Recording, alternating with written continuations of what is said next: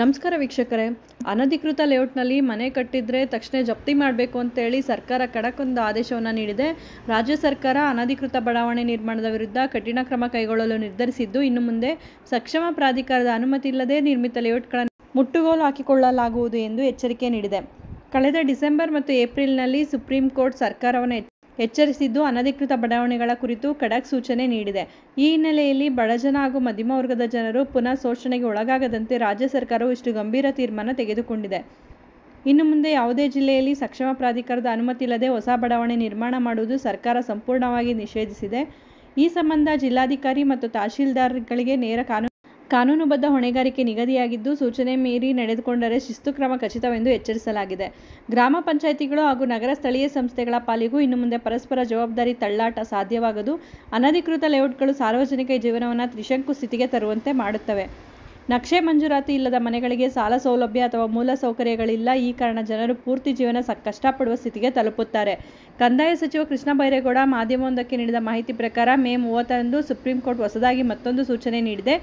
ಇದರ ಅನ್ವಯ ರಾಜ್ಯಾದ್ಯಂತ ಎಲ್ಲರೂ ಕಾನೂನು ಪ್ರಕಾರವೇ ಲೇಔಟ್ಗಳನ್ನು ಅಭಿವೃದ್ಧಿಪಡಿಸಬೇಕು, ಇಲ್ಲದಿದ್ದರೆ ಆಸ್ತಿಯನ್ನು ಸರ್ಕಾರ ಸ್ವಾಧೀನಪಡಿಸಿಕೊಳ್ಳಲಿದೆ ಎಂದಿದ್ದಾರೆ. ಅನಧಿಕೃತ ಲೇಔಟ್ಗಳಲ್ಲಿ ಸಿಎ ನಿವೇಶನ, ಪಾರ್ಕ್, ರಸ್ತೆ ಅಥವಾ ಸಾರ್ವಜನಿಕ ಮೂಲಸೌಕರ್ಯಗಳಿಲ್ಲ. ಜನರ ಆರೋಗ್ಯ, ಮಕ್ಕಳ ಶಿಕ್ಷಣ, ಸುರಕ್ಷತೆ ಎಲ್ಲವನ್ನೂ ದುರ್ಬಲಗೊಳಿಸುತ್ತದೆ. ಈ ಲೇಔಟ್ಗಳಲ್ಲಿ ಮನೆಯು ಕಟ್ಟಿದರೂ ಸಾಲ ಸಿಗಲ್ಲ, ನಕ್ಷೆ ಮಂಜೂರಾತಿ ಸಿಗಲ್ಲ ಮತ್ತು ಅಧಿಕಾರಿಗಳಿಂದ ಪ್ರತಿ ಸಾರಿ ಹಣ ಕೀಳುವ ಸಂದರ್ಭ ಬರುತ್ತದೆ. ಈ ಆದೇಶದ ಮೂಲಕ ಬಿಲ್ಡರ್ಗಳು ಮಾಡುವ ಅಕ್ರಮ ಲಾಭದ ದಂಧೆಗೆ ಕಡಿವಾಣ ಹಾಕಲಾಗಿದ್ದು, ಶಿಸ್ತು ಕ್ರಮದ ಮೂಲಕ ಎಲ್ಲ ಅಧಿಕಾರಿಗಳಿಗೆ ನೇರವಾಗಿ ಮಾಹಿತಿ ನೀಡಲಾಗಿದೆ. ಬಡ ಮತ್ತು ಮಧ್ಯಮ ವರ್ಗದ ಜನರ ಕನಸುಗಳು ಶೋಷಣೆಗೆ ಗುರಿಯಾಗಬಾರದೆಂಬ ಉದ್ದೇಶ ಈ ಕ್ರಮದ ಹಿಂದೆ ಇದೆ ಎಂದು ಕಂದಾಯ ಇಲಾಖೆ ಅಧಿಕಾರಿಗಳು ಸ್ಪಷ್ಟಪಡಿಸಿದ್ದಾರೆ. ರಾಜ್ಯದ ಯಾವ ಭಾಗದಲ್ಲೂ ಇನ್ನು ಮುಂದೆ ಅನಧಿಕೃತ ಲೇಔಟ್ಗಳು ನಿರ್ಮಾಣವಾಗಬಾರದು. ಭೂ ಪರಿವರ್ತನೆ, ನಕ್ಷೆ ಮಂಜೂರಾತಿಯೊಂದಿಗೆ ಯಾರು ಬೇಕಾದರೂ ಅಧಿಕೃತವಾಗಿ ಬಡಾವಣೆಯನ್ನು ನಿರ್ಮಾಣ ಮಾಡಲಿ. ಆದರೆ ಇನ್ನು ಮುಂದೆ ಯಾವ ಭಾಗದಲ್ಲಿಯೂ ನಿಯಮ ಮೀರಿ ಅನಧಿಕೃತ ಬಡಾವಣೆಗಳು ನಿರ್ಮಾಣ ಆಗದಂತೆ ಸಂಬಂಧಪಟ್ಟ ಪಂಚಾಯಿತಿ, ನಗರ ಸ್ಥಳೀಯ ಸಂಸ್ಥೆಗಳು ಕ್ರಮ ವಹಿಸಬೇಕು. ಸಂಬಂಧಪಟ್ಟ ತಹಶೀಲ್ದಾರ್ ಮತ್ತು ಜಿಲ್ಲಾಧಿಕಾರಿಗಳು ಈ ವಿಚಾರದಲ್ಲಿ ಜವಾಬ್ದಾರಿ ತೆಗೆದುಕೊಳ್ಳಬೇಕು. ಸಕ್ರಮ ಪ್ರಾಧಿಕಾರಗಳ ಮಂಜೂರಾತಿ ಪಡೆಯದೆ ಬಡಾವಣೆಗಳು ನಿರ್ಮಾಣ ಆಗಿರುವುದು ಗಮನಕ್ಕೆ ಬಂದರೆ ಸರ್ಕಾರ ಮುಟ್ಟುಗೋಲು ಹಾಕಿಕೊಳ್ಳಬೇಕು ಎಂದು ಸೂಚನೆ ನೀಡಲಾಗಿದೆ. ಅನಧಿಕೃತ ಬಡಾವಣೆಗಳಲ್ಲಿನ ನಿವೇಶನ ಖರೀದಿಸುವ ಸಾರ್ವಜನಿಕರು ಜೀವನ ಪೂರ್ತಿ ಕಷ್ಟಪಡಬೇಕು ಮತ್ತು ಇದು ಭ್ರಷ್ಟಾಚಾರಕ್ಕೆ ಎಡೆಮಾಡಿಕೊಟ್ಟು ಹೆಜ್ಜೆ ಹೆಜ್ಜೆಗೂ ಶೋಷಣೆಗೆ ಕಾರಣವಾಗುತ್ತದೆ. ಅಂದರೆ ಅಕ್ರಮ ಬಡಾವಣೆಗಳಲ್ಲಿ ರಸ್ತೆ, ಸಿಎ ನಿವೇಶನ, ಪಾರ್ಕ್ ಮತ್ತಿತರ ಮೂಲಸೌಕರ್ಯ ಇರುವುದಿಲ್ಲ ಮತ್ತು ಕುಟುಂಬದ ವಾಸಕ್ಕೆ ಅಗತ್ಯವಾದ ಆರೋಗ್ಯಕರವಾದ ವಾತಾವರಣ ಇರುವುದಿಲ್ಲ. ಜೊತೆಗೆ ಮನೆ ನಿರ್ಮಾಣಕ್ಕೆ ನಕ್ಷೆ ಮಂಜೂರಾತಿ, ಸಾಲ ಸೌಲಭ್ಯ ಸಿಗುವುದಿಲ್ಲ.